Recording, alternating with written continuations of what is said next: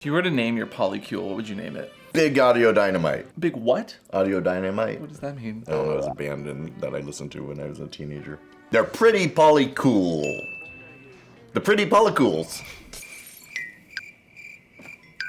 You got it, dude.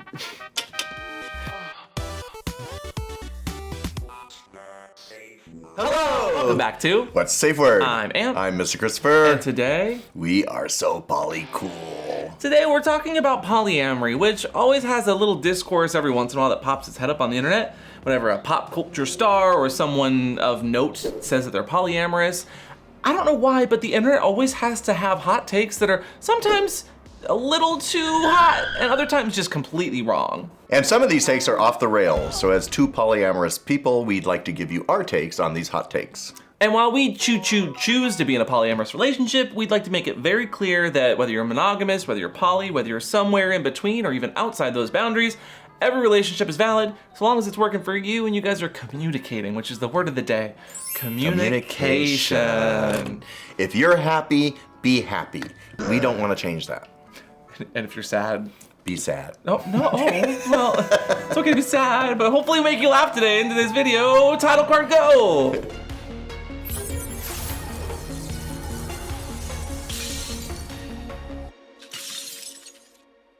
Because we asked you guys on the internet for your poly hot takes and some of the polyamory pitfalls, and I think the best place to start is at the beginning. Daddy, what is polyamory? Polyamory is an umbrella term meaning you're having relationships with more than one person. Sometimes they can be sexual or emotional, but it's with all people in mind, all people consenting, and all people communicating about that relationship dynamic, however it might be. It comes in very varied forms, and while monogamy is that thing that is ingrained in us, it's a societal norm, polyamory is something that tends to get a bad rep because people can't always wrap their mind around it. So today, let's go through those pitfalls, let's decompress those dichotomies, and let's fellatio those fallacies.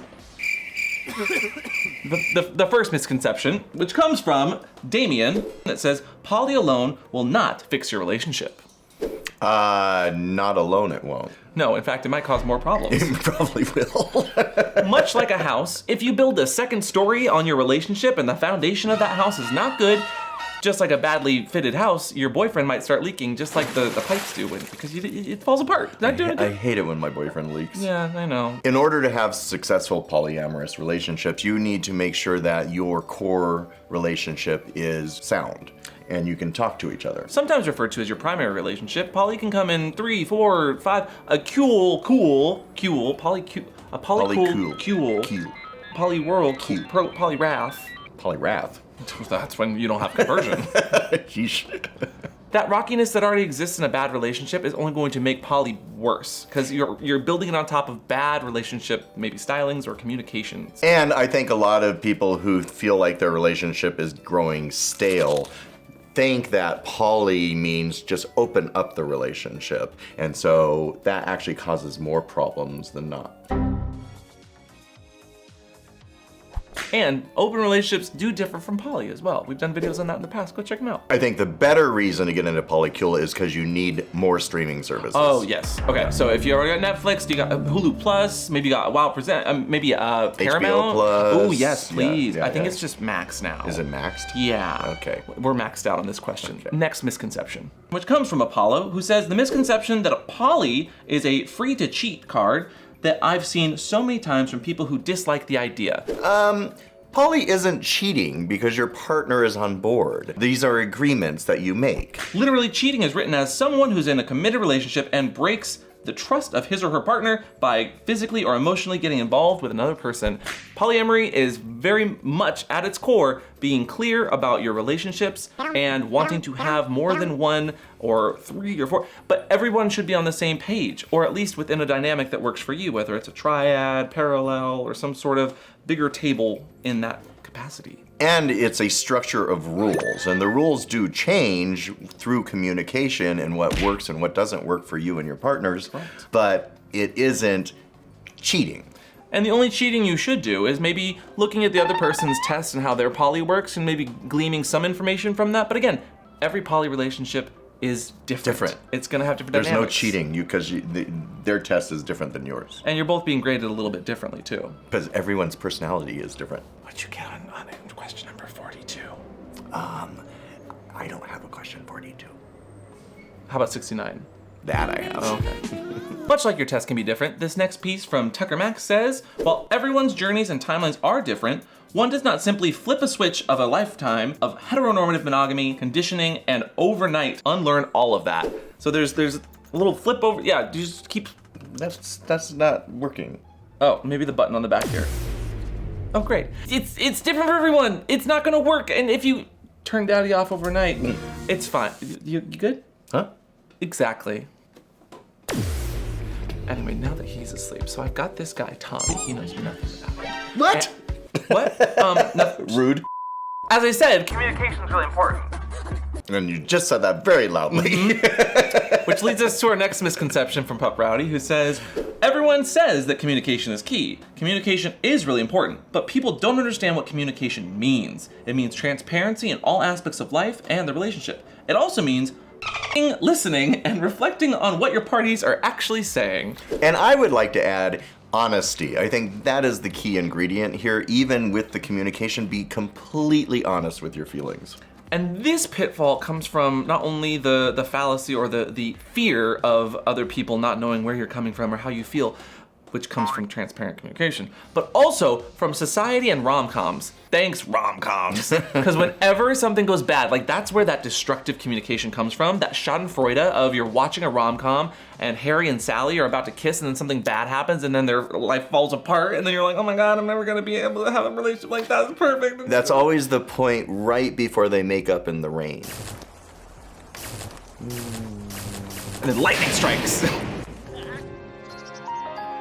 Instead, you should be using constructive communication where you're showing that you hear your partner, you're being able to compromise, you hear them, you make eye contact, you're talking. No matter how long and tedious it is. What's that supposed to mean? I hear you. I hear you too, because you're screaming. Do you? You're screaming. And studies even show that using constructive instead of destructive communication styles not only help most relationships on the whole, but lessen jealousy, especially when it comes to polyamory. I really want a cracker. And we're getting to dinner. The dinner table's almost set. Actually, speaking of tables, next question, very appropriate, comes from MX River, who says that polyamory is only kitchen table and you can't be solely polyam. Wait, what's kitchen table? Well, it's where you sit when you're having a nice meal. No, I got that part, but Oh, okay. what's polyamory kitchen table?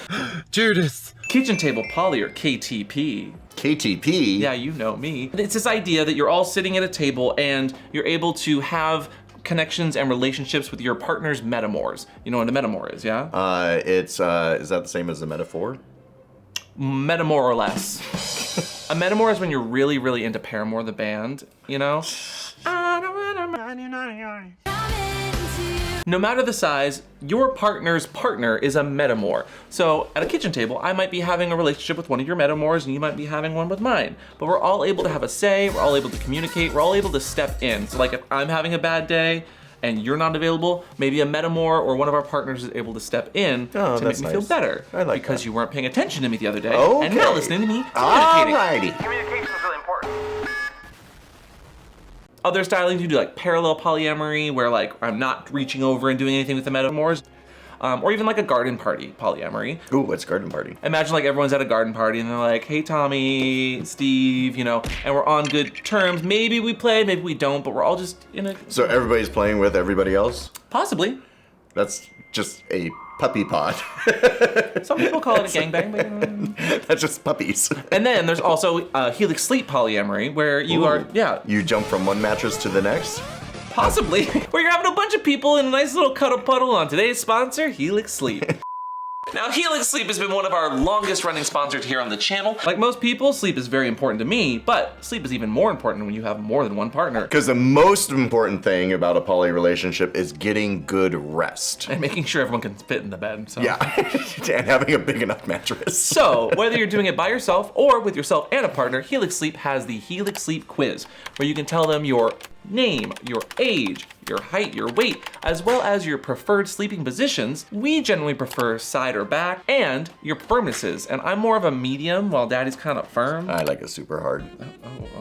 Oh. And maybe you were destroyed by COVID entirely and you just have aches and pains in the morning. You can even let them know about that. Anyway, all that to say, we ended up taking the quiz and we got the what, Daddy? Dusk Lux. Which we have had for over 3 years now, both of us independently, our own mattresses. And Daddy, how are you sleeping? Like a rock. Don't take that for granted. But they also are getting awards for the best mattresses for sex. And with a hybrid combination of foam and springs, they ship right to your door, quick and easy, as well as free in the US. Some scissors or... Oh my God! Do not try this at home. And then they make this patented Daddy sound that sounds like... It's one of my favorite experiences. Whether you have a knife or not, we don't recommend doing it with a knife. People are very worried about you opening a box with a knife. People are way too concerned. Unlike other brands, HELIX mattresses do not contain fiberglass, which can be harmful to your health. The best part though is that HELIX Sleep delivers directly to your door with free shipping in the US, comes rolled up in a box, and they even give you a 100-night sleep trial. Over 3 months you get to try it for free, a 10-year warranty, and financing options and flexible payment plans. So, I love our HELIX Sleep mattresses collectively and independently, and we think you will too, whether it's you and your poly family or just you that needs a good night's sleep. Yeah, and if you have a lot of poly people, you could get 2 or 3 and line them all up. If you have the budget, sure. But if you're gonna do that, make sure you go to helixsleep.com/watt. Again, offer code WATT to get 20% off and free shipping, as well as 2 free pillows on us. Woohoo! We're not, the pillows aren't on us. They come in their own little pack. They come separately. I'm glad you clarified that. Yeah, at least they come, period. I mean, oh wow. You know, maybe they're in chastity, I don't know. So thank you again, HELIX Sleep. And on to the next, assumption, misconception, pitfall that comes from Fun Mail Rainbow, who says, people that think that poly relationship is just a form of cuckolding. Cuckolding. Which, I love a good kink assumption, but Daddy, what is cuckolding? Cuckolding is when you enjoy watching your partner have sex with somebody else. Yeah, sometimes chastity is involved, sometimes not. Honestly, like, as the person who comes to the relationship, I'm not coming with a streaming service, I'm just coming with... Need a device? Wow. If you think about it, cuckolding is actually the ultimate in compersion because you're really enjoying seeing your partner have fun with somebody else. And I think it's not only a wonderful way to show respect for a partner and trust, but getting a little kinky in a polyamorous relationship makes, personally, a lot more fun. Real answer though, usually polyamory doesn't need to include kink, and cuckolding is a BDSM dynamic with at least one dom sub sort of dynamic with a third that might watch or not. It's fun, but not for everybody. And like in cuckolding, jealousy and humiliation is kind of like part of the play, where polyamory, absolutely not. Which leads us to the next assumption that says, from Dallas Dogfather, the idea of jealousy somehow disappears when poly relationships start. Yeah, not so true. It's how you deal with the jealousy that's important. In fact, there are another word that we're gonna come up with. So there's jealousy, and then there is... compersion. Say that again. Compersion. Did you hear that in the back? Compersion. The person behind you? Wow, there's a lot of people in your... There's so much space. You never told me. And compersion is... compersion is the opposite of jealousy. And jealousy is going to exist even with seasoned players that smell, especially seasoned, oh my gosh. Even seasoned players get a little bit of jealousy every once in a while. Jealousy is natural whenever there are dynamics and you're spending more time with one person and not enough time with the other one, and then someone feels slighted, and then nobody's around to talk about it, so... Yeah, me and Tommy were talking the other day, and he had a lot to say. But it's how you deal with that, unpack and communicate properly, but also show compersion or explain why you're jealous that really helps to move that polyamorous relationship forward. And the base of compersion is being happy that your partner is getting enjoyment with someone else. Yeah, learn that being jealous about something does not mean that your partner is failing and it's not their fault. It might be something that you just have to unpack, but also within this, like we have, of course, jealousy, and then we've got compersion way over here. I want to talk more about neutrality, because so often we think it's a binary one or the other. There's 50 shades of gray even in polyamory, regardless of being kinky, where being neutral about something is just like, that's fine. And being neutral is actually a step in the right direction away from jealousy. True. Especially in BDSM dynamics where, say, you have a kink and you're getting that kink fulfilled by someone else that I don't want to give you or fulfill. You go do that, I'm like, Good. Yeah, Have Tommy fun. had a few things to say about that. He said you weren't fulfilling my needs in this and that area, and you know. Are you trying to start trouble? Brats are allowed to be in polyamorous relationships. No, they're not. No brats. Ooh, and the major point here, how you react to jealousy is also super important. Like, let's say I'm the jealous partner. If you're the partner that hears I'm being jealous, how you react is paramount to how I'm going to communicate with you. So I start telling you, oh, well, Tommy said, you know. Why are you jealous? Never mind. Whereas if you were to react in a way that was a lot more forthcoming and welcoming. Oh, what's making you feel jealous about that? Well, Tommy said that you took his big the other night and you didn't invite me to take it, and I was watching from the corner and not being invited. Well, that's because we didn't want to invite you. And that's honesty. Okay, I'll let myself. No. No. It's just. Other things that have been noted to help with jealousy, journaling is something that people do just to express their feelings and emotions. You used to journal like tons. I did until I had a partner read it and use it against me, and then I stopped journaling. And that's just called betrayal. Yeah, a little bit. They did not have compersion, trust. Next pitfall. And this one comes from Dem, who says, everybody is having sex with everyone in the polycule. Get in, loser, we're having sex. And you get sex, and you get sex, and you get sex. To answer that assumption, maybe, but also But probably not. no. And many people in poly don't necessarily do it because of sex. Hi, I'm Demi. I just like relationships that are emotionally fulfilling. And it's hard enough to make one relationship work. How do you expect to have that happen with everyone else? Communication. But you can't force these things. And compersion. I'm compursed. Jesus. I like the term compursed. Can we make compursed a thing? Compursed first? Walk to the room first. And when you're looking for those poly relationships, while we've been in a relationship for 8 years, I would say 6 of which were poly, yeah? Mm-hmm. Yeah. Sometimes you're a single person looking to get into a poly dynamic and be maybe a third or a fourth, which is where this next assumption from Adrian comes from, and they say, finding an established poly dynamic can be difficult. You run the risk of unicorn hunters. Unicorn hunters, not unicorn hunters. It sounds nefarious and dangerous. So unicorn is this mythical creature that is the third in a relationship that is equally attracted to the other two and vice versa. Everyone's perfectly symmetrical. And in those dynamics, sometimes the unicorn can feel a little left out. Shun the non-believer. Shun. That's not generally poly when we talk about polydynamics. Could be, but it's where it's not a fully formed relationship, it's more of a fling. And so you want to avoid unicorn hunters if you're looking for a polydynamic. How do you do that? Proper communication, forthright. From the very get-go, what are your expectations? What are you wanting to do? What do you want to get from this relationship? You don't have to be like, I want to be in a fully committed poly relationship, be compursed. Also, look out for the unicorn trap. I'm sorry, the what? The unicorn trap. Okay, what is a unicorn trap? It's a look trap like? that tries to trap a unicorn. The poison for Cusco. The poison chosen specially to kill Cusco. Cusco's poison. It's got like horns and cotton candy. It's a bear trap, but instead of spikes is but unicorn horn. rainbow color. Got it, Yeah. and it's just got cotton candy on it. Yeah, because that's how they get you. Well, maybe you are a unicorn that needs trapping. It sounds like honey potting, unicorn trapping. Oh yeah. And while we're not confusing unicorns with poly too much, we're also not confusing it with swinging. The next one from Primal Bruce says that poly and swinging are the same thing. Turns out you don't need a swing set to do polyamory. And swinging is usually not a relationship. It is a sexual encounter you're having and sharing your partner. Yeah, it's generally like established couples that are flinging and having fun, and then they make waves.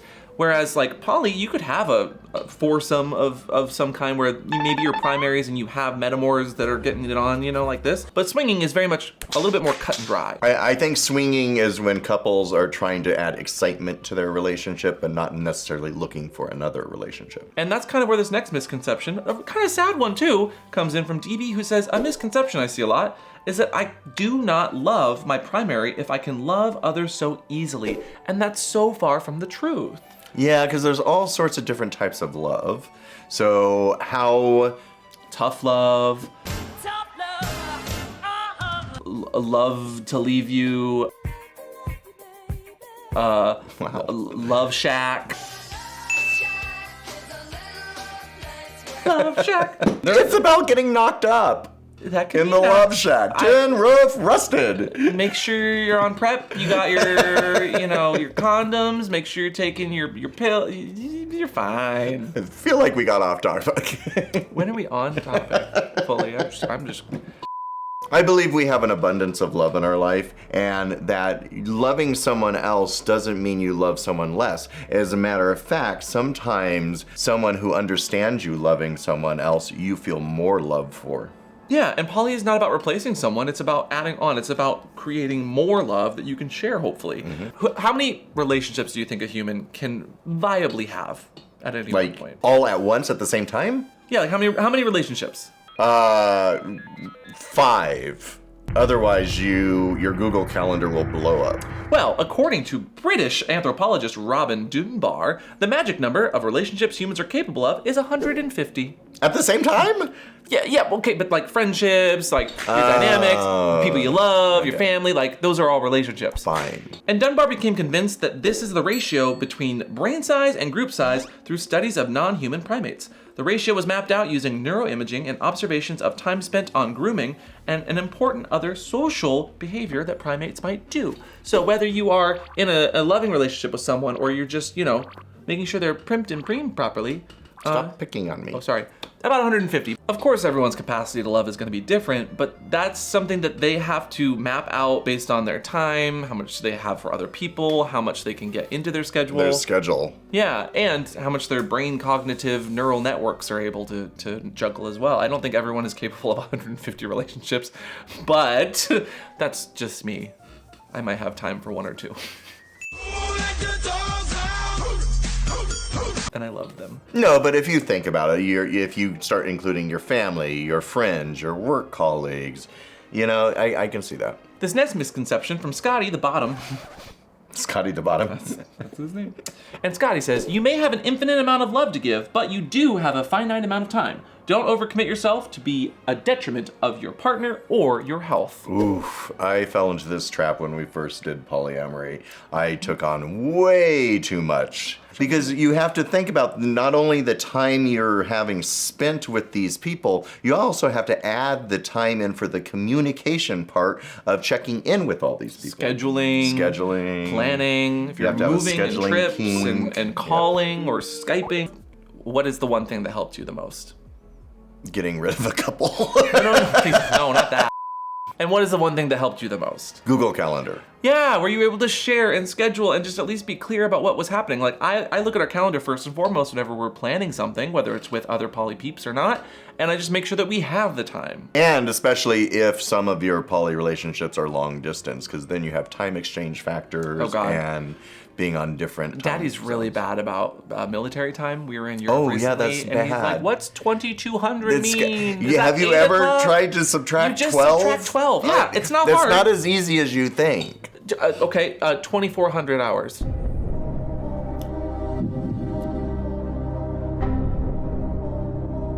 Midnight.